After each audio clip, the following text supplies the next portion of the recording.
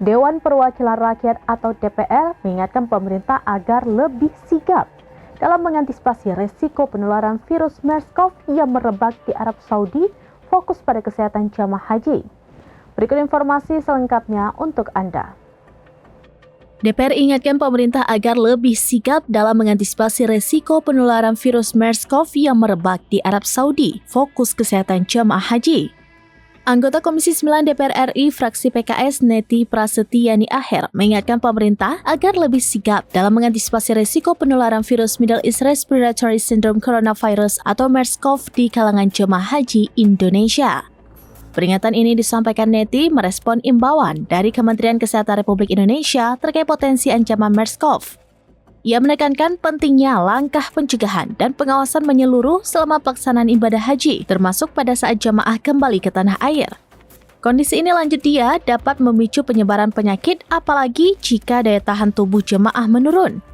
Neti menjelaskan bahwa gejala awal MERS-CoV sangat mirip dengan infeksi saluran pernafasan lainnya. Gejala tersebut antara lain demam, batuk, dan sesak nafas.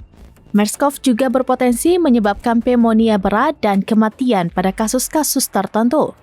Sebagai langkah pencegahan, Neti mendorong pemerintah agar memastikan para jamaah disiplin dalam menjaga kebersihan diri seperti mencuci tangan dengan sabun, memakai masker, dan menjaga jarak. Neti juga menegaskan pentingnya mitigasi di dalam negeri saat jamaah kembali ke Indonesia. Pemerintah harus melakukan pemeriksaan kesehatan yang ketat di pintu masuk, terutama terhadap jamaah dengan gejala pernafasan.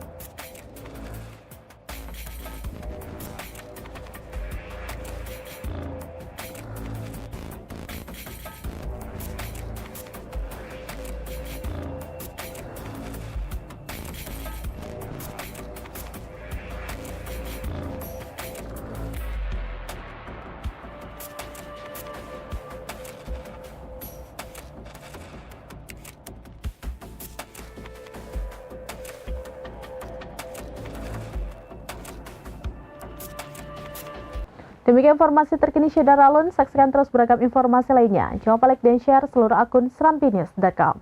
Download Tribun X sekarang. Menghadirkan lokal menjadi Indonesia.